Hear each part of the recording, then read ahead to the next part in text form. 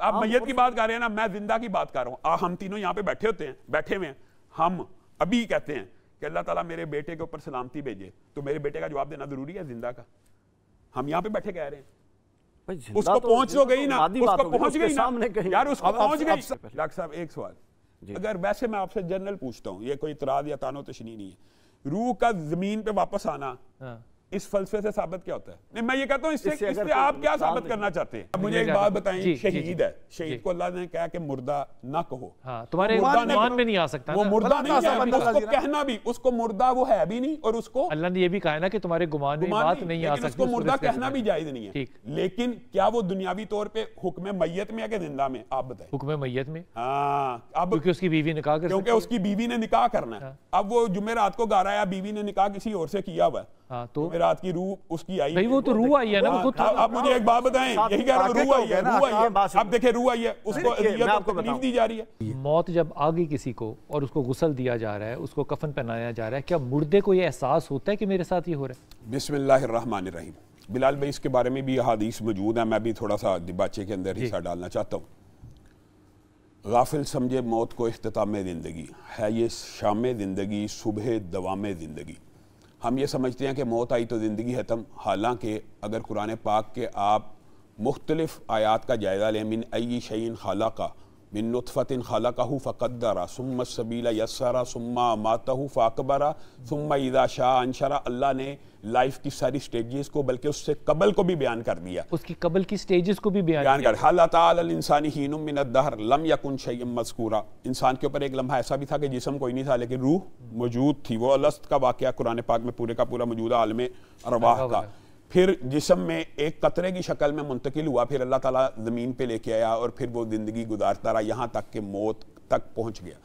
फिर जो भाई ने आयत पढ़ी, कुल्लु नफ्सिन ज़ाइक़तुल मौत, बेशक मौत से डरना मोमिन की शान नहीं है, लेकिन रसूलुल्लाह सल्लल्लाहु अलैहि वसल्लम ने एक बात ज़रूर की है कि तुम में से सबसे अक्लमंद वही है जो मौत को सबसे ज़्यादा याद रखता है।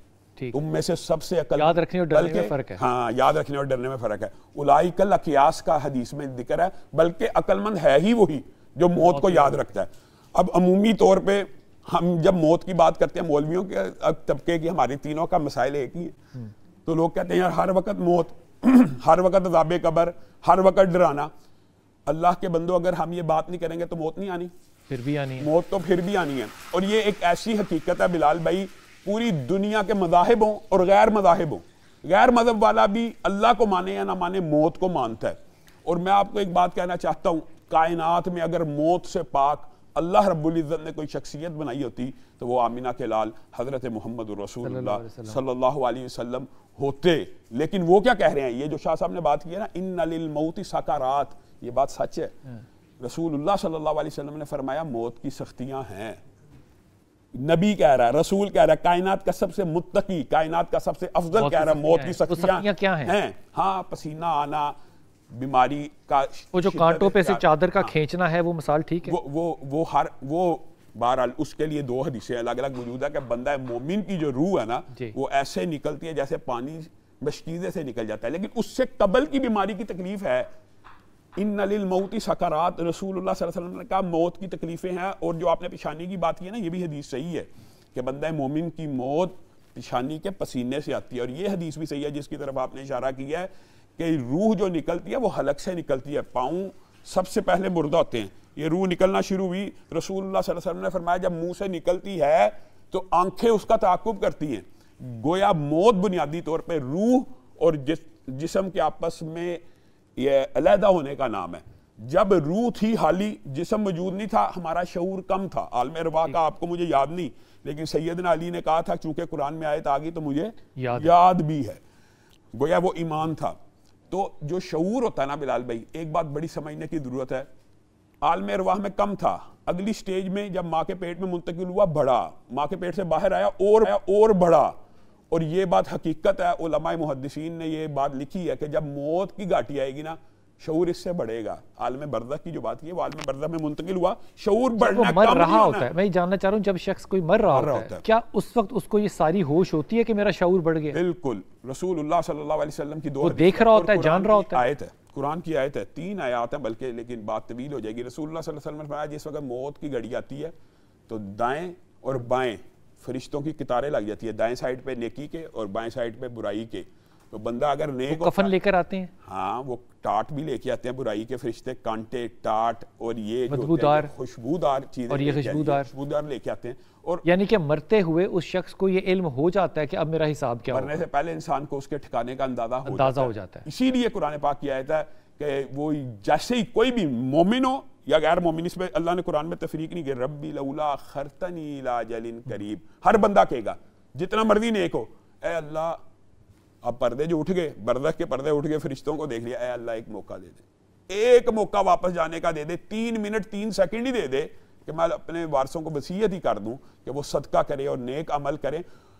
बल्कि मुफस्सिरीन ने साइद की तफसीर में एक अजीब जुमला लिखा है, फिरौन को भी और कायनात के सबसे बड़े जो रसूलुल्लाह के दुश्मन थे उनको भी अगर 2 मौके मिल जाएं तो जन्नत में चले जाएं, दूसरा मौका नहीं है। बस ये 1 वे ट्रैफिक है और वापसी की ट्रैफिक नहीं है। यूं मोमिन की रूह निकल जाती है कि पता ही नहीं चलता उसको, और मुनाफिक की रूह और काफिर की रूह और अमाल बद करने वाले फासिक की रूह वो खींच कर निकालते हैं, वो नहीं निकलना चाहती और वो खींच के निकालते हैं कांटेदार झाड़ियों पे से चादर को। ये वो रिवायत है, ये वो रिवायत है कि वो जो मलमल का कपड़ा कांटेदार झाड़ियां, और वो कहते हैं एक फातिहा के हदिया कर दो, भी दुआ ही है ना, तो वो खुश होते हैं कि ये कितना सखी और करीम शख्स है कि जो हमारे लिए दुआ करके जा रहा है।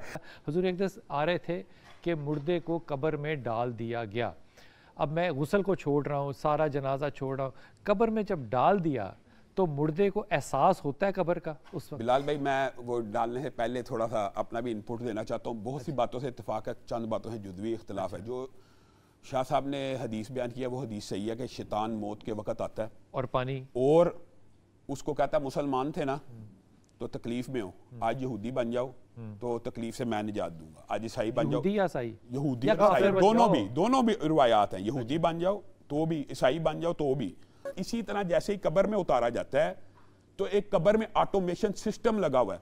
ये साद बिन मुआज की सही हदीस है अम्मा आयशा की, वो साद इब्ने मुआज कि जिनके फौत होने पे अरश झूम उठा, जिनके जनाजे पे 70,000 फरिश्तों ने शिरकत की, जब उनको भी कब्र में डाला गया तो दोनों दीवारें आई, लेकिन सहाबियत का एहतराम करते हुए और उनके अमाल का एहतराम करते हुए खुल गई। तो जब भी कोई बंदा कब्र में जाता है वो उसके बारे में सही हदीस है कि वो तो जूतों की आहट भी सुनता है, जूतों की आहट। कहते हैं वो सलाम का जवाब नहीं देता, फिर कहते हैं अच्छा अगर जूतों की आहट सुनता है, अगली बात सुने, जो वो मैयत जनाजे के ऊपर बैठे हुए कह रही होती है कद्दीमूनी, मुझे आगे लेके चलो, वो बंदा सुन रहा होता नहीं?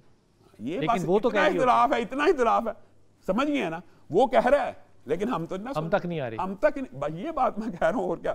लेकिन वो जवाब तो दे रहा है ना, वो जवाब दे रहा है। इसका मतलब कि रूह जाने के बाद भी जो कॉन्शियसनेस है वो मौजूद है। अच्छा, इसकी एक मिसाल मैं आपको देता हूँ, कुरान पाक में इस चीज का जवाब मौजूद है। जब ख्वाब होती है, जब इंसान ख्वाब देखता है तो अल्लाह ताला ने कहा ना उसको हम रूह को निकाल लेते हैं, और ख्वाब और कॉन्शियस ख्वाब में चल रहा होता है कि नहीं चल रहा होता? चल रहा होता है। हाँ, इतना कॉन्शियस होता है, लेकिन कब्र के अंदर तो रूह को जिस्म में वापस लुटा दिया जाता है। कब्र में रूह को वापस लुटाया जाता है। हाँ, तो तभी तो उठ के बैठता है, तो सवाल जवाब नहीं होते, वो तो सही हदीस के अल्फाज है। अली वक्त ये कहा गया कि हमारी समातें सुन सकें, तो ये कह रहा है जिस वक्त रसूलुल्लाह ने भी कहा है, जिस वक्त उसको गुस्ल दिया जाता है, उसको कफन पहनाया जाता है, उसको तदफीन होती है, वो चीख रहा होता है, चिल्ला रहा होता है, रो रहा होता है, अपने अमाल पे खुश हो रहा होता है, उसको शौक बढ़ रहा है, दोनों पहलू वहां पर उस पर तारी होती है। और क्यों कहा गया अज़ाब कब्र सुनाऊं तुम्हें तो तुम सार जवान बूढ़े हो जाओ, लेकिन कब्र में पहुंचते ही फिर वही रूह वापस आती है और उससे बुनियादी कब्र पर में रूह वापस आ जाती है, इंसान जिंदा, इसका मतलब सारी याददाश्त भी वापस आती है, पूरा कॉन्शियस। क्यों आप बात समझिए, वो हल्का लाशऊर और पूरे शऊर में ये क्यों कब्र के बारे में कहा गया कि इतनी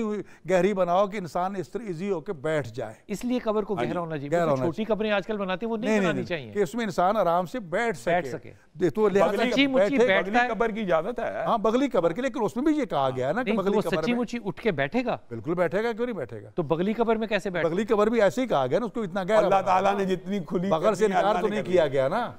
मतलब ये रूहानी बात नहीं है कि कब्र खुली हो जाएगी और वो बैठेगा। ये अब आपके अपने बनाने का तरीका है, अपने अमाल पे एक आपने बगली वाला दिया, एक ये, अब रह गया मामला अगला, पूरा कमरा कब्र बना दो, जी, जैसे फिरौनों के दौर में बनते थे जी, इतने ही तो, लेकिन ये जो कहा गया कब्र जो है कारों में कोरे जाना जहन्नम के गड़ों में इसका पर पीस के रख देगी, दुनियावी आंख वो मुशाहिदा नहीं कर सकेगी उसको। मैं तो सिर्फ ये जानना चाह रहा हूं, मैं आपका सवाल जब अगर उसको कहना है मसलक के बारे में पहला सवाल नहीं होना, नहीं बस आपको कौन कह रहा है अल्लाह अच्छा वैसे ही पूछ लिया मैंने। बिलाल भाई इसके आपका जहन में सवाल आ रहा है, सिर्फ वो जवाब देना चाहता हूँ। अगर आप ये समझते हैं कि उठ के बैठेगा और उसका मुशाहिदा हम कर सकते हैं तो नहीं, हम नहीं मुशाहिदा कर सकते, वो उठ के बैठेगा, वो तो मुशाहिदा कर सकते हैं। बस ये बात ये नहीं है कि मैयत को यहाँ पे लिटा दें और हम तजर्बा करें कि रूह आई है तो उठ के बैठेगा नहीं। देखिए हम नहीं देख सकते, हम बैठेगा, हम तो कुरान करीम की अखबार पर और नबी अकरम सल्लल्लाहु की अखबार पर यकीन रखते हैं। जब ये कहा गया कि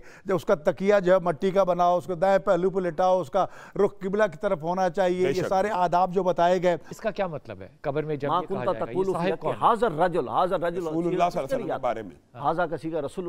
ये साहिब कौन है? तस्वीर है या नहीं, कोई तस्वीर नहीं है। रसूलुल्लाह सल्लल्लाहु अलैहि वसल्लम बनफ्स नफीस तशरीफ लाएंगे, मानवी तौर पे, रूहानी तौर पे, उसको जो भी आप कह सकते हैं। रसूलुल्लाह सल्लल्लाहु अलैहि वसल्लम तशरीफ लाएंगे, रसूलुल्लाह की पहचान होगी और फिर उसके बाद ही असल फैसला कुन होगा। जिस कब्र में रसूल पाक सल्लल्लाहु अलैहि वसल्लम तशरीफ ला रहे हैं, उस कब्र पे अजाब कहाँ का? सर अगर वो मारिफत के बारे में पूछा जाएगा, कहा कि जो मोमिन होगा मुझे यकीन है कि वो मुझे पहचान लेगा, हालांकि उसने मुझे देखा नहीं होगा, है ना, नहीं देखा हुआ। हमने अभी भी नहीं देखा, हम अभी भी पहचानते हैं, जिंदगी में भी बंदा पहचानता है। नहीं गए पूछे जाए बिलाल भाई, वो तो जो बंदा नमाज असर के लिए खड़ा होगा ना, उसको ये कहा जाएगा नम का नौमतिल उरूस, पूछा गया, ये पूछा नमाज के लिए खड़ा हुआ तो बख्शा गया जी। लेकिन असल सवाल जवाब जो है वो रोज़े क़यामत है। मैं कहता एक सवाल और भी पैदा हो मुआशरे में, और मैं बड़ा हैरान होता हूँ। देखें आज सवाल क्या पैदा होता है? सवाल ये लोग करते हैं कि अज़ाब कब्र होता भी है कि नहीं।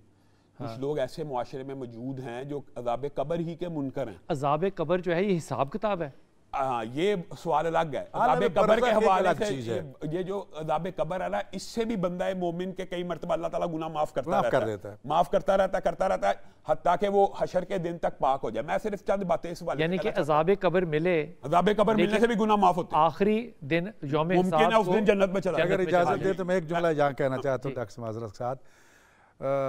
मोमिन की जो बीमारी है ना, वो भी उसके लिए, वो भी उसके गुनाहों का कफारा है। जी बिलाल भाई, बुनियादी तौर पे कुरान पाक की आयत, मैं कहता हूँ ऑडियंस को खुद आयत नंबर 93 सूरत नाम की पढ़नी चाहिए। वलौ तरा इज़ ज़ालिमून फ़ी ग़मरातिल मौत, जब मौत के फरिश्ते जालिमों की रूह कब्ज़ करने के लिए आते हैं तो कहते हैं अख़रिजू अनफुसाकुम अल यौमा तुजज़ौना, आज के दिन तुम्हें अज़ाब दिया जाएगा। और फिर फिरौन के बारे में कहता कुरान पाक में युरदूना अलैहा गुदुव्वन व अशिया, फिरौन और उसके लश्कर को हर रोज आग पेश की जाती है और क़यामत के दिन मजीद अज़ाब आएगा। ये जो बंदों की तदफीन का सिलसिला ना, ये फिरौन की लाश जो है ये पड़ी हुई है इजिप्ट में, ये हमारी आंखों का मुशाहिदा है ना जी, जिसम मौजूद है, लेकिन अल्लाह ताला के लिए बरज़ख की जिंदगी में अज़ाब दे सकता है। अज़ाब जो है उसके जिस्म को तो नहीं मिल रहा। मैं आपको एक बात बताता हूँ, यही बात है, जो मुशाहिदे की हिस्सियात है ना इंसान की, जरूरी नहीं होता कि जो उसको नजर आ रहा है वही एक्चुअल हकीकत हो। तो अज़ाब कब्र जो है हाफिज़ जी, ये फिर उसके जिस्म को मिल रहा है या आप फरमा रहे थे कि रूह भी उसमें डाल दी जाती है?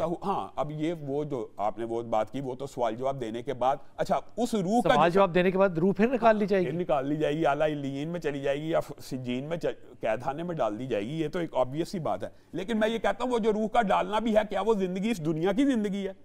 नहीं, ये बात समझने की जरूरत, नुक्ता इख्तिलाफ है, वो फिर भी बरज़ख ही है, वो बरज़ख ही रहना है। बरज़ख एक जगह है जो कि उस बरज़ख बुनियादी तौर पे मौत के बाद की जिंदगी के मराहिल को कहते हैं, से रोज़े क़यामत तक का जान का जितना भी वक्त है बरज़ख है, और हमें नहीं पता वो कहाँ पर है। और एक बात मैं जरूर कहना चाहता हूँ, पता है कहाँ पर है, ये पता नहीं कितना लंबा है, किसको कितना लंबा। एक बात ये है कि अगर आप गौर करें इस सारे सब्जेक्ट में, तो अल्लाह रब्बुल इज़्ज़त की दीगर जो कुरान की आयत हैं, आप हैरान रह जाएंगे। चलें ये बंदे तो दफन होते गए, सारे बंदे चले मर गए, सारे बंदों की तदफीन होगी, तो क्या उसके बाद फरिश्तों की मौत नहीं आनी?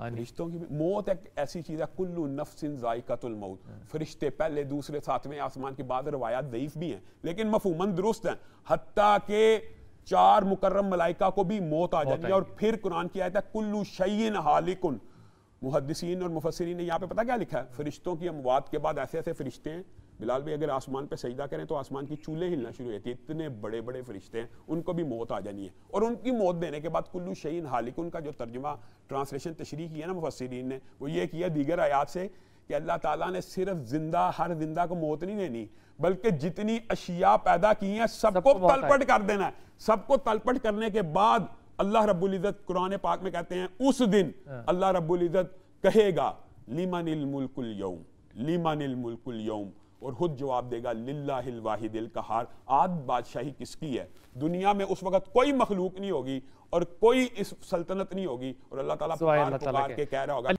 क्या मुतलकन रूह को अजाब होगा, क्या मुतलक जिस्म को होगा, या दोनों को होगा, या क्या जिस्म और रूह के मजमुए को होगा। जी फिरौन वाली मिसाल आपके सामने, जो लोग डूब जाते हैं, मछलियां खा जाती हैं, उनकी मिसाल उनको क्या होगा, उनकी कब्र है, मछली कब्र है, हवा में उड़ जाते हैं। कि ये मामला समझा नहीं जा सकता, समझा नहीं समझा जा सकता नहीं, उस तरह कुल्लियतन नहीं समझा जा सकता।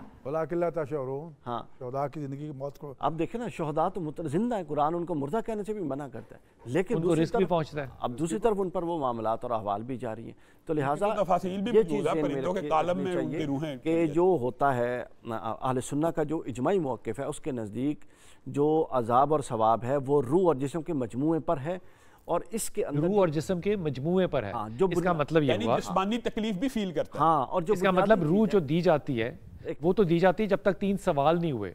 जी, उसके बाद है, सब कुछ उसके बाद है, सब कुछ उसके बाद है। तो रूह फिर मौजूद रहेगी कब्र के अंदर? सर वो रूह आएगी, सवाल जवाब होंगे, तो वो मामला शुरू हो जाएंगे ना। रूह सा उसके साथ एक ऐसा ताल्लुक रहेगा, ताल्लुक रहेगा या रूह रहेगी? नहीं सर, रूह ताल्लुक रहेगा। ख्वाब में अगर बंदा सोया उसको तकलीफ नहीं होती। देखिए ना, आलम ख्वाब आप देखते हैं जी, ठीक है, अन्नौम वखुल मौत, आप ख्वाब देखते हैं, ये कुरान की आयत भी है। आप मुर्दा तो नहीं होते, लेकिन आप वो हर शय बीत रही होती है, आप डर भी रहे होते हैं, आप एहसास खुशी भी महसूस कर रहे होते हैं। में चोट लगे तो चोट लगती है। तो मुर्दा आपके ख्याल में मुर्दा उससे ख्वाब देख रहा होगा? आलम बरज़ख को समझने के लिए ख्वाब, आलम बरज़ख दुनिया से भी ज्यादा दुनिया के अंदर। मैं तो अज़ाब कब्र समझना चाह रहा हूँ कि अज़ाब कब्र आप फरमा रहे हैं कि रूह के साथ होगी, जिसमें और शऊर रूह के साथ है। उल्टा भी करें, उल्टा भी कर जुड़ने से ताल्लुक, नेमतों का तलज़्ज़ुज़, एक सेकंड, ये बात तो समझ लो पूरी। शऊर जिस्म के साथ जुड़ने से ताल्लुक है, एक तो ये बात। कब्र में फिर रूह मौजूद है? रूह मौजूद है, बिल्कुल। इसका मतलब सवाल का जवाब मिलना चाहिए कि सलाम का जवाब है होगा। बिल्कुल नहीं, जवाब तो रूह जो है उसमें भाई नहीं, मुझे एक बात है, ये तो खिलाफ अकल है।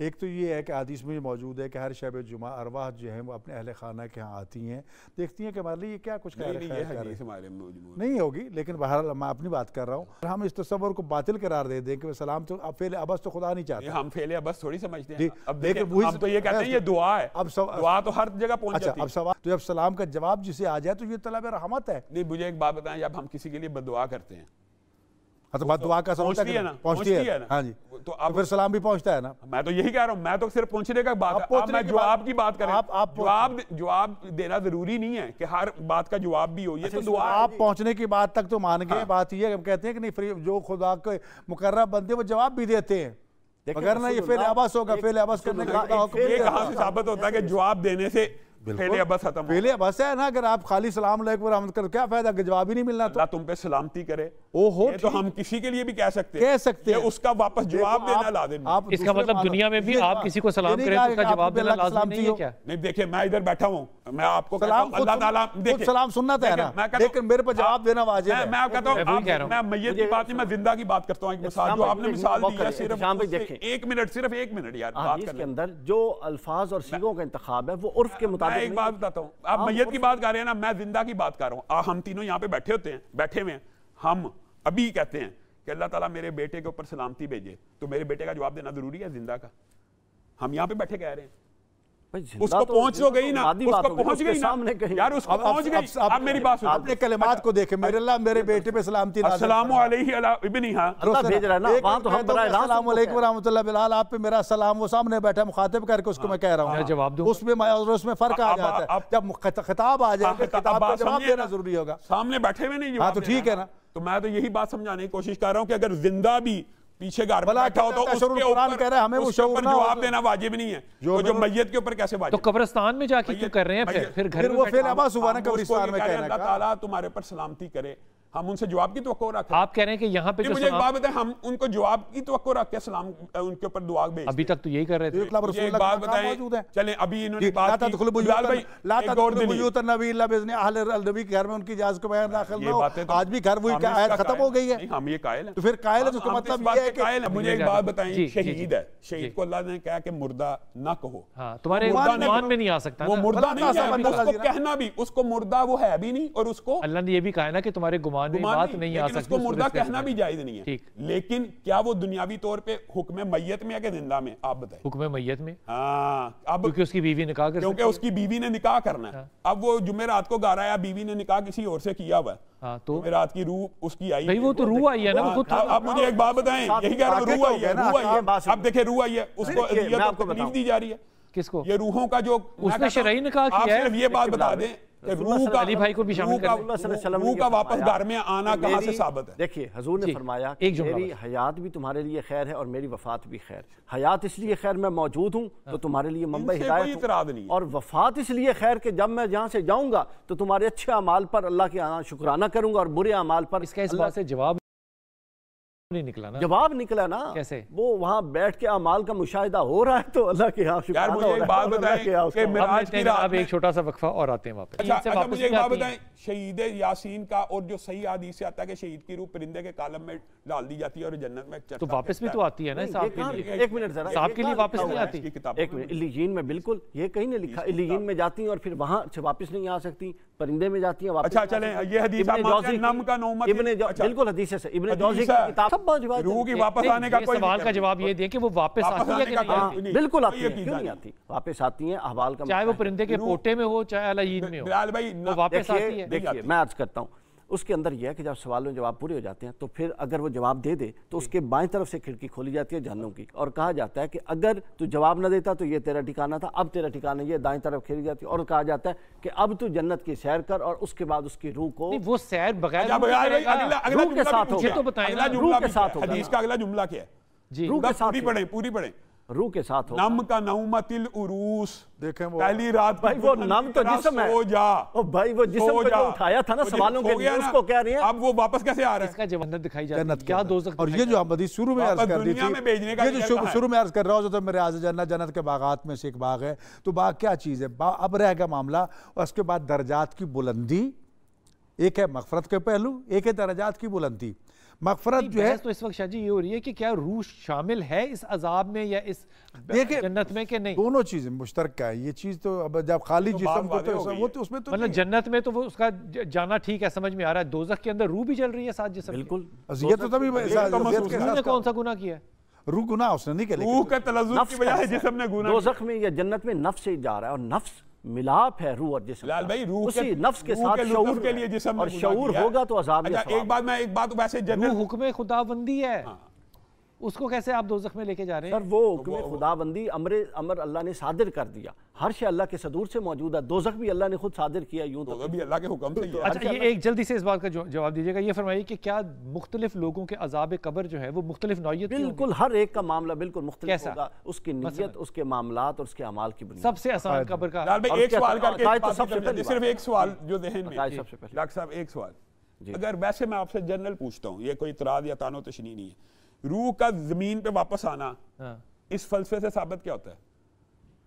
यानी ये कि हम क्यों कहते हैं कि रूहें वापस आती हैं? आप मान जाएं। नहीं, मैं ये कहता हूँ इससे आप क्या साबित करना चाहते हैं? आप इससे नुकसान क्या समझते हैं? मैं ये समझता हूँ कि क्योंकि कुरान और सुन्नत की कोई नस पेश कर दे मान लेंगे कि रूह वापस आती है, हम मान जाएंगे। अगर कोई नस मौजूद नहीं है तो फिर इनको जबरदस्ती लाके हमें फायदा क्या मिलता है? तो आपने खुद ही तो फरमाया कि कुरान जो कब्र है उसके अंदर रूह जो है वो वापस आती है तो वो बैठता है ना। दुनिया की बात हो रही है, इस दुनिया में बरज़ख के बाद की बात, दुनिया की बात हो रही है जो जुमेरात को। मुझे एक बात बताएं बिलाल भाई, क्या फायदा हासिल करते हैं? बिलाल भाई पूछना चाहता हूं, बिलाल भाई इससे क्या फायदा हासिल होता है? जुमेरात को जो रूह कब्र में आती है कि नहीं, क्या फायदा मिलता है? बिलाल भाई बात सुने, रूह कब्र में आती है, इसलिए आती है कि उससे सवाल कब्र दुनिया में है कि कहीं और है, ये बताएं। दुनिया में, जमीन पे है कि नहीं? वो बरज़ख की जिंदगी, आप भी हमारा इज्माई मौक़िफ़ है कि वो कब्र की जिंदगी की बात हो रही है, के बाद की जिंदगी बरज़ख की जिंदगी है। सर वो बरज़ख की जिंदगी से तय तो नहीं ना आती, अर्श से नीचे आ रही है। हिसाब देगी, हिसाब नहीं दिया उसने, हिसाब दे दिया। अब जो जुमेरात को आती है उसका क्या फायदा?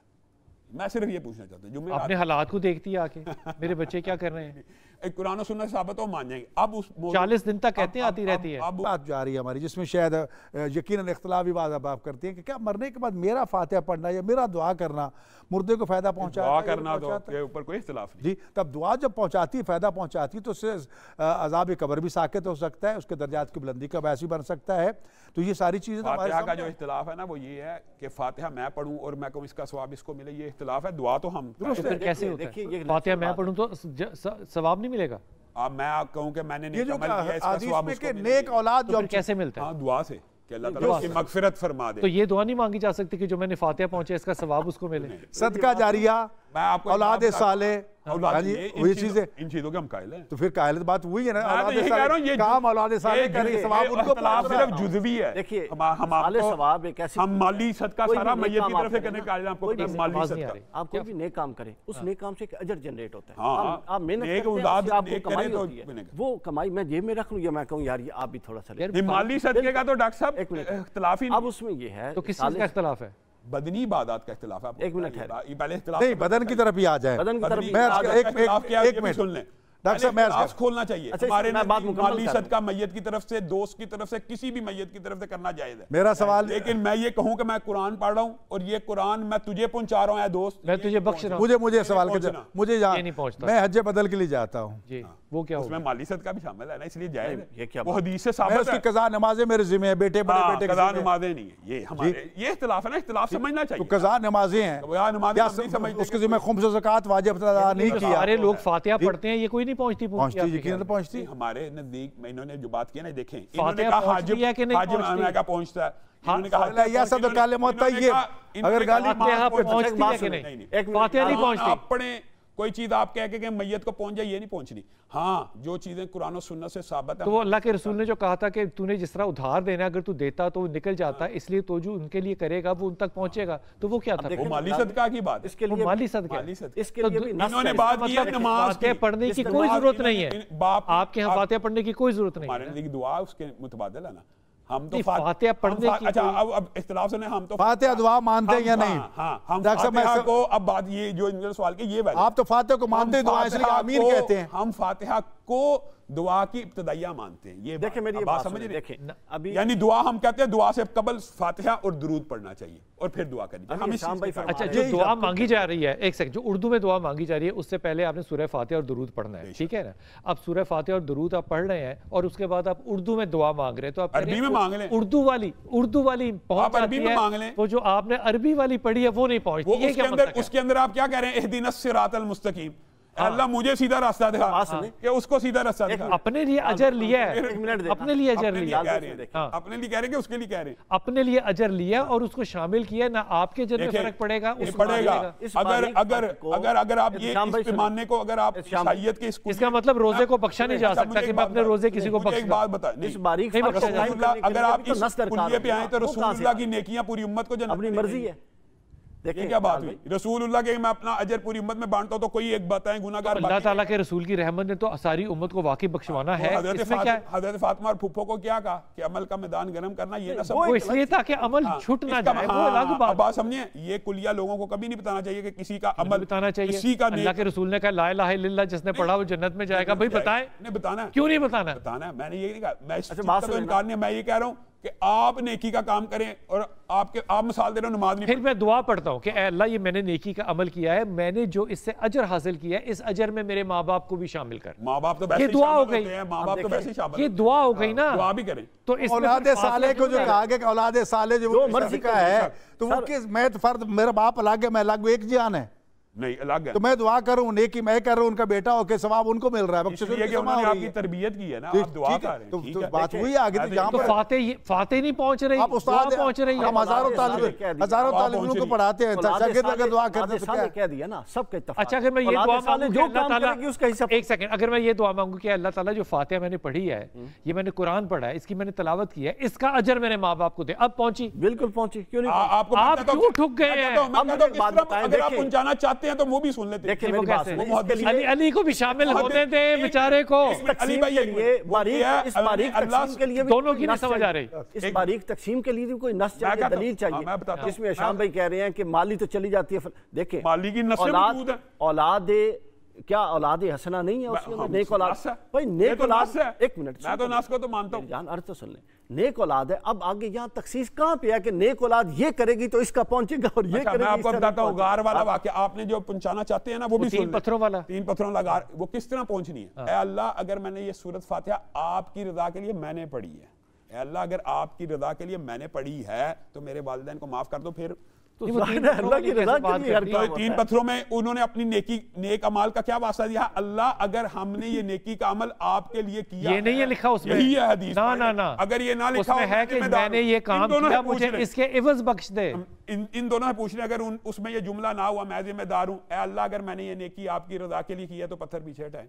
ये तो नहीं कहा वाली बात मेरे ज़हन में नहीं है। पूछ लें, हमारा इत्तेफाक मेरे बुखारी शरीफ की मेरी बात सुनो, बुखारी की भाई कोई ऐसा काम है जो अल्लाह की रजा के अलावा ही बंदा करता है? नहीं यार, अगर वो अल्लाह की रजा के लिए ना किया होता तो वो दुआ करते हैं अल्लाह से। इख्तिलाफ है, ये कुरान खानी का सवाब नहीं पहुंचता। कुरान जो पढ़ रहा है वो अल्लाह की किताब समझ के अल्लाह की रजा के लिए, मतलब इनके यहाँ कुरान का भी सवाब जो है वो आप किसी को नहीं दे सकते। नहीं, देखिए वो दरमियान में इनके यहाँ कुछ ट्रांसमीटर्स का इशू है। चलो बहरहाल जी ये ना पहुंचाए, हम आप तक पहुंचाते हैं। असल बात है जो इत्तेफाक है वो ये कि कुरान पढ़ना सवाब है, नेकी है, वो इसको डायरेक्ट समझते हैं कि पहुंच जाता है। मैं 3 दफा कुल हु अल्लाह पढ़ी और मैं कहूं या अल्लाह ये कुल हु अल्लाह की 3 दफा जो कुरान पढ़ा है ये मेरे मैयत फलां को पहुंच जाए, ऐसे नहीं है। ऐसे नहीं, मैं ऐसे नहीं कह रहा कि उसको पहुंच जाए, ऐसे नहीं पहुंचता, ऐसे ही पहुंचाते हैं। ना, इसमें तरमीम करें। आप कहें कि जनाब मैंने 3 दफा पढ़ा है, 1 दफा सूरह फातिहा पढ़ी है, इसका जो अजर और सवाब अल्लाह तूने मुझे दिया है, इसको मेरे माँ बाप को भी इसमें शामिल कर ले। माँ बाप की तो बात ना करें, वो चले किसी को शामिल कर ले। अब आपका जितने अमीर लोग हैं वो करोड़ों रुपया देके कुल हु अल्लाह ही पढ़ाते रहे और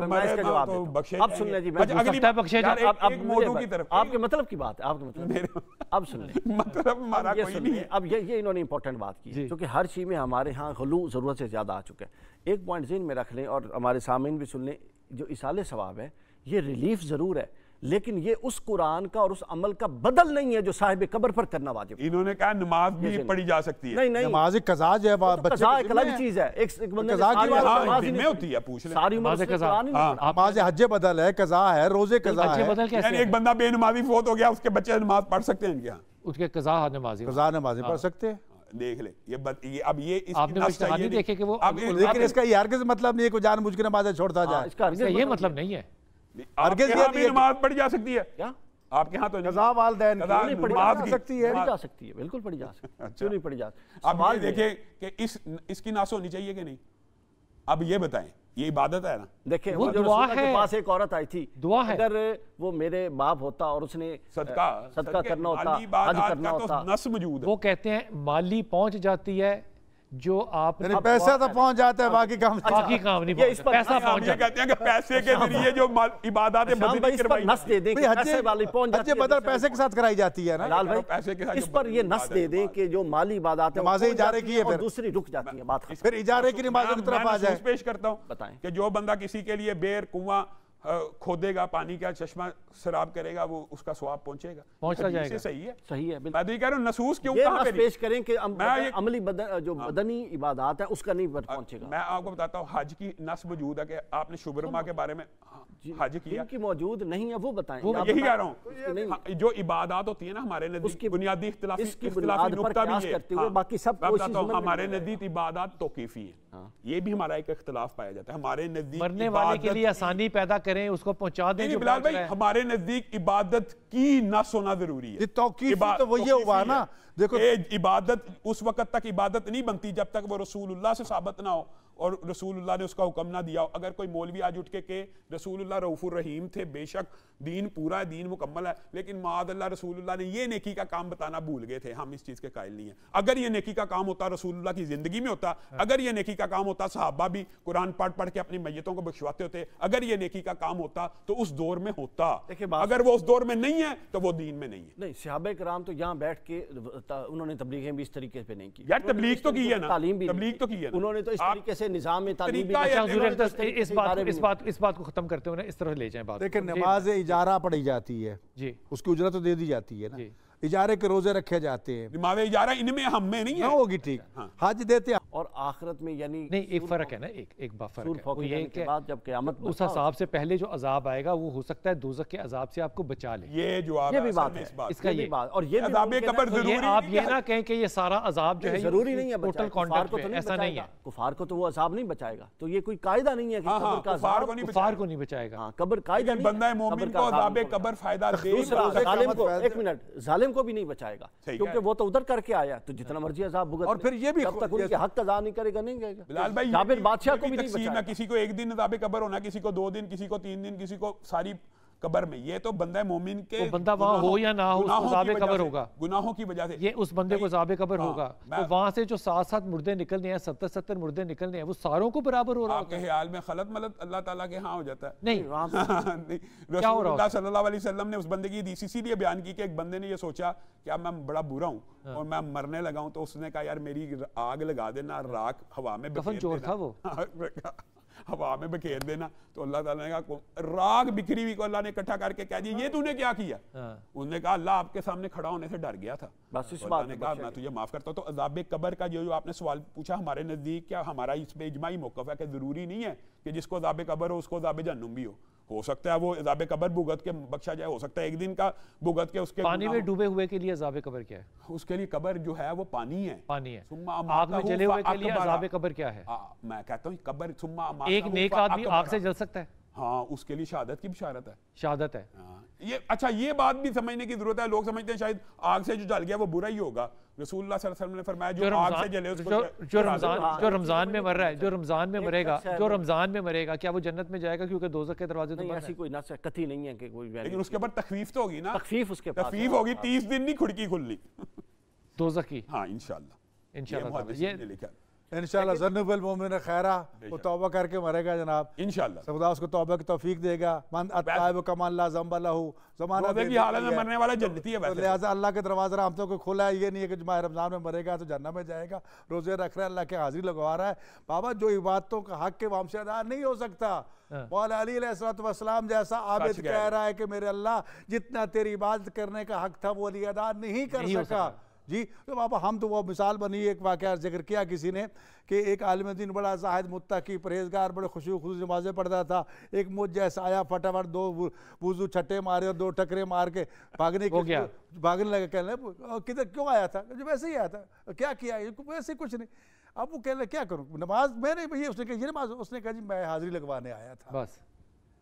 तो ये बात सुनकर घबरा गए, बात तो ठीक है यार, ये मेरी नमाजें जो खुशू चाहिए, जो तकवा चाहिए, जो ज़ोहद चाहिए, वो तो हमसे अदा नहीं होता। दुनिया जाके हिसाब खाते नमाज में आ जाते हैं, तो कम अज़ कम ये ज़मानत देने मेरे अल्लाह हम तेरे मुजरिम नहीं है, नाफरमान नहीं है, सरकश नहीं है, हाज़िरी के लिए हाजिर हो गए हैं। बाकी जितना तेरी इबादत खा के वो हमसे अदा नहीं हो सका, तू गफूर रहीम है, कबूल फरमा ले और माफ़ फरमा दे। बल्कि ये सही हदीस है, एक आदमी ने, मुत्तकी आदमी ने किसी शख्स के बारे में उसने बुराई की, तो उसने कहा अल्लाह की कसम अल्लाह तुझे माफ़ नहीं करेगा। तो अल्लाह रब्बुल इज़्ज़त ने कहा मन ज़ल्लज़ी यतअल्ला अलैया, ये कौन है जिसने अल्लाह का हक अपने ऊपर ले लिया कि माफ़ नहीं करूँगा, जा मैंने इसको माफ़ कर दिया और तुझे पकड़ लिया। वक्फे पे जा रहा हूँ। और ये जो बात शाह साहब ने की है, ये मैंने जिस तरह से पढ़ी है वो ये है कि एक मेरी तरह का निकम्मा आदमी जो था वो छोटा सा वज़ू करके चला गया नमाज़ पढ़ने, और जब वो नमाज़ पढ़ के वापस आया तो अभी वो अलामा साहब वज़ू फरमा रहे थे क्योंकि वो बड़ी तफसील से कर रहे थे।